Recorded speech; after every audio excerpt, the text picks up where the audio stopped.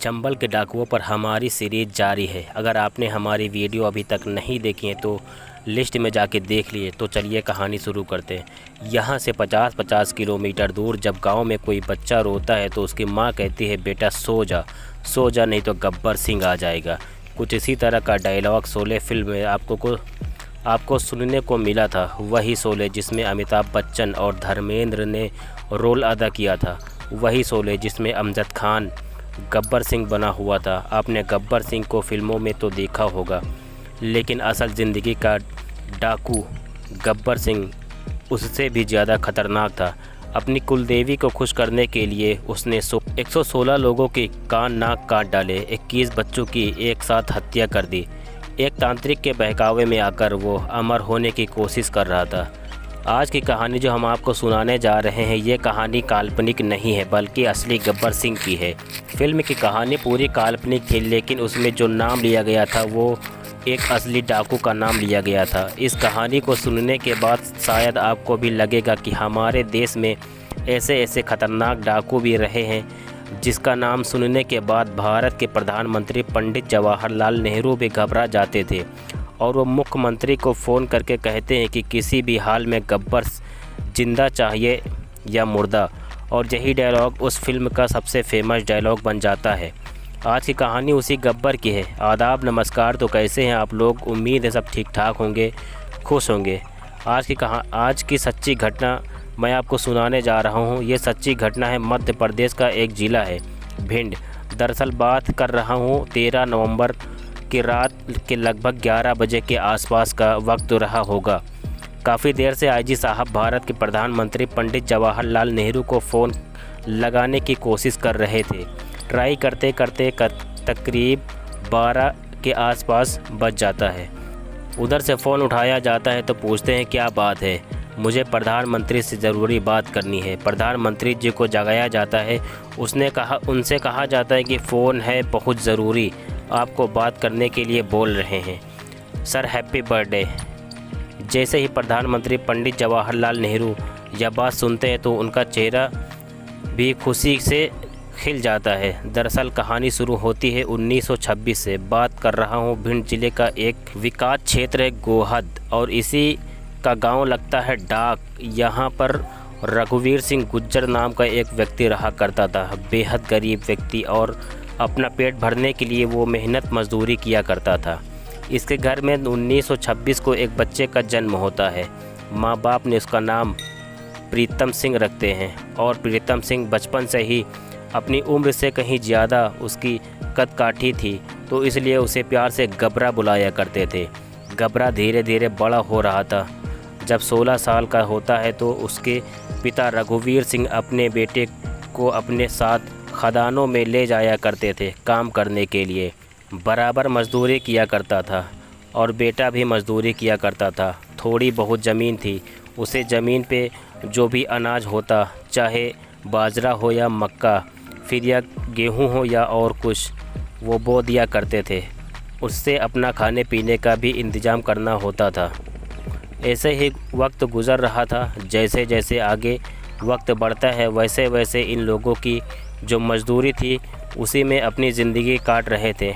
लेकिन एक दिन ऐसा होता है कि गांव के ही 4 दबंग लोग ज़मीन को लेकर इसके पिता के साथ मारपीट कर देते हैं। मारपीट बहुत ज़्यादा हो जाती है तो बेइज्जती करते हैं पूरे गांव में। खींच कर उसको इधर से उधर लेकर जाते हैं। रघुवीर सिंह अपने घर जब आता है तो बेटा पहुंचता है कि पिताजी आखिर क्या हुआ है। पिताजी कहते हैं, बेटा वो ज़मीन का टुकड़ा है, उसको लेकर यह ख़ानदान के लोग परेशान कर रहे हैं। करे तो क्या करे, वो लोग दबंग हैं, हम उनसे कुछ कह भी नहीं सकते। तभी बेटा कहता है कि पिताजी अगर ये परेशान कर रहे हैं तो पंचायत में अपनी बात रखो। पंचायत के सामने बात रखोगे तो शायद वहाँ से कुछ मदद हो जाएगी। पिताजी पंचायत इकट्ठा करते हैं, गांव के लोग जुड़ते हैं और इकट्ठा होने के बाद फिर जो फ़ैसला होता है वो पंचायत भी मजबूरी में उसी फ़ैसले को मानती है।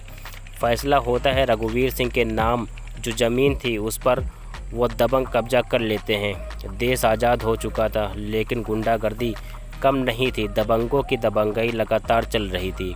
यह सब कुछ हो जाता है पिता के साथ, जो मारपीट होती है, ज़मीन चली जाती है। तो घबरा जवान था, इसका नाम प्रीतम सिंह होता है, उसे प्यार से घबरा बोलते थे।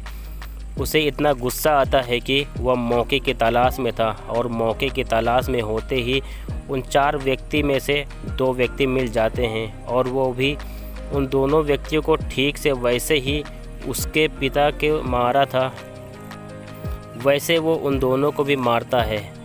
क्योंकि वो अपनी उम्र से कहीं ज़्यादा ताकतवर था, बड़ा था, उसकी काठी बहुत अच्छी थी, इसलिए उसका नाम घबरा था।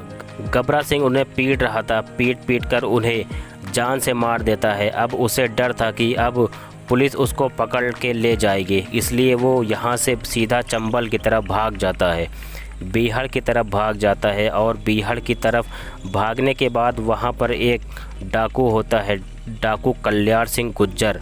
और कल्याण सिंह गुज्जर के पास जाकर वो उनसे पनाह मांगता है, कहता है कि अगर मैं यहाँ रहूँगा तो सुरक्षित रहूँगा, पुलिस के पास गया तो पुलिस मुझे हमेशा के लिए जेल में डाल देगी, मैं आपकी सेवा कर लूँगा, साथ रख लो। कल्याण सिंह को यकीन नहीं हो रहा था कि यह लड़का आखिरकार सच बोल रहा है या झूठ बोल रहा है।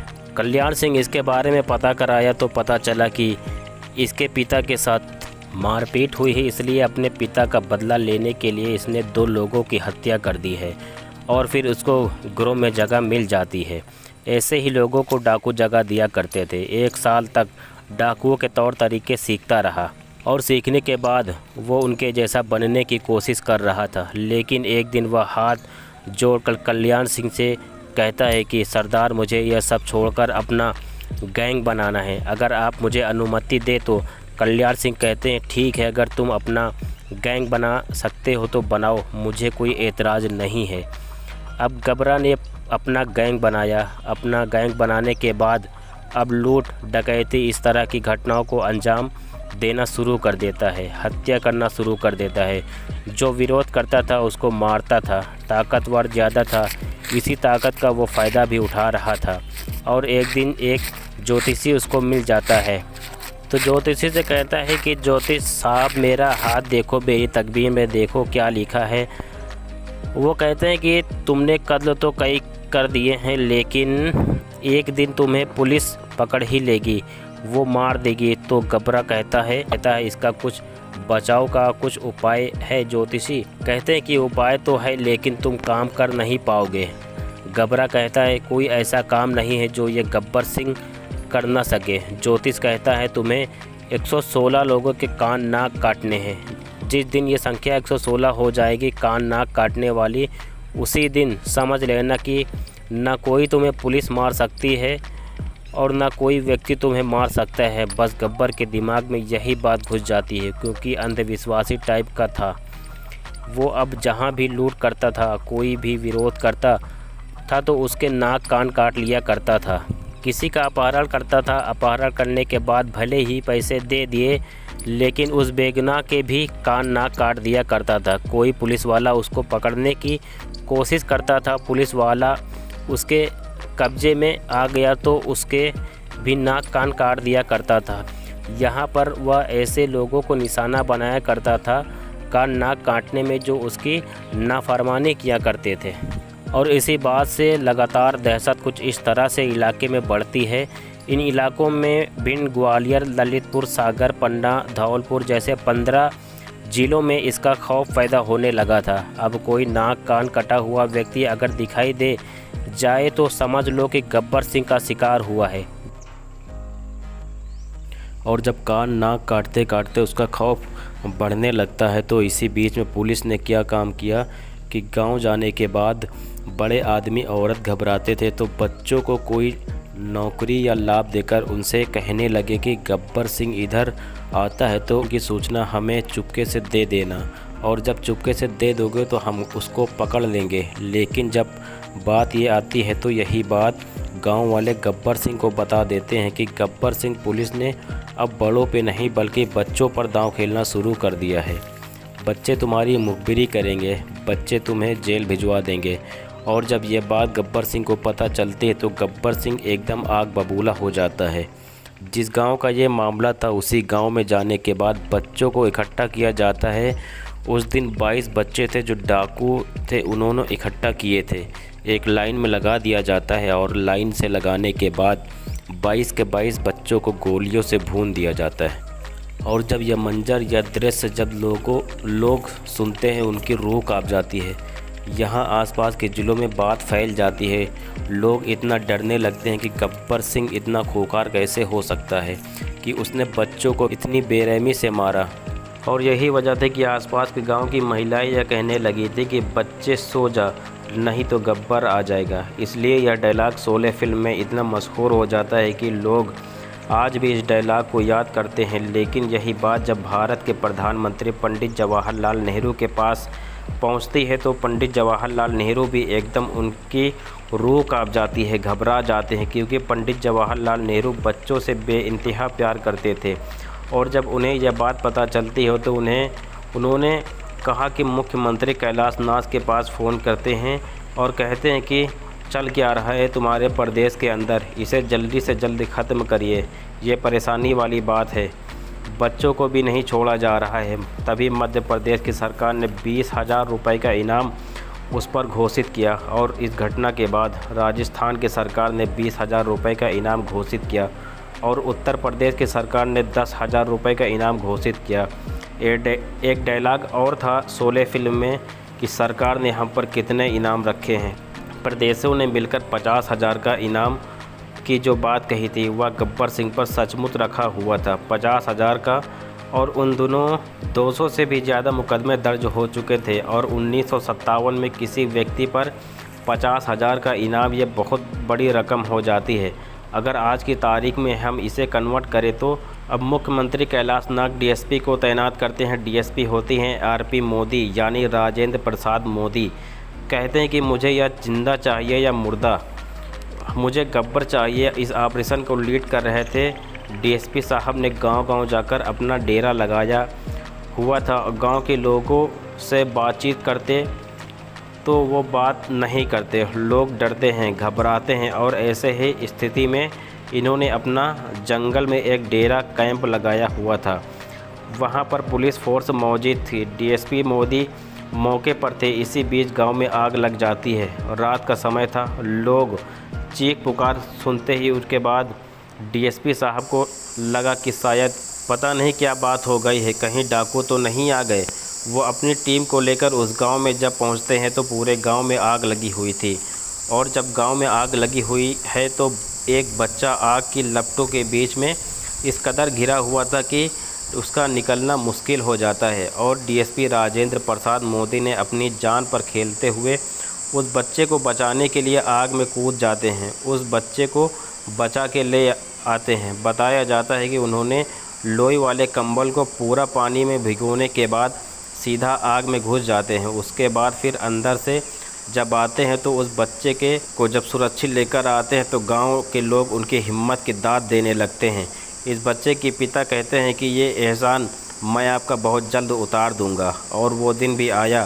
13 नवंबर 1959 को उस बच्चे के पिता ने पुलिस को सूचना दी कि आज जो भिंड ज़िले का हाईवे है, उस हाईवे के पास वही एक रेलवे स्टेशन है, वहाँ से गुजरने की सूचना दी थी। यानी गब्बर सिंह वहाँ से आज 3 या 4 के आसपास गुजरेगा। पुलिस वाले पहले से गार्ड लगाए बैठे थे, आईजी साहब, डीएसपी साहब अपनी टीम के साथ।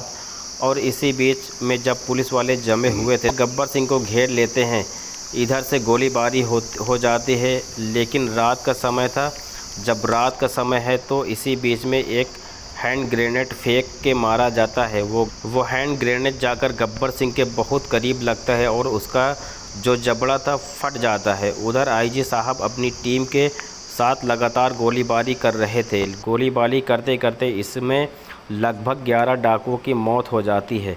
और जो पता किया जाता है तो इनमें गब्बर सिंह के भी मौत हो चुकी थी, वो मर चुका था। गब्बर सिंह मर जाता है। मरने के बाद अब यहाँ इतने बेचैन हो जाते हैं प्रधानमंत्री पंडित जवाहरलाल नेहरू को फ़ोन लगाने के लिए। कई मिनट की कोशिश के बाद आखिरकार फ़ोन लग जाता है। जब फ़ोन लग जाता है तब प्रधानमंत्री तक बात पहुंच जाती है। प्रधानमंत्री सुनते हैं। उनका उसी दिन जन्मदिन था। वो कहते हैं हैप्पी बर्थडे। प्रधानमंत्री इतना खुश हो जाते हैं कहते हैं कि यह जन्मदिन की शुभकामनाएँ तो वाकई बहुत ही शानदार रही, बहुत ही अच्छी रही गब्बर। और यहीं से गब्बर सिंह का चैप्टर हमेशा के लिए समाप्त हो जाता है, यानी गब्बर सिंह की किताब हमेशा के लिए बंद हो जाती है।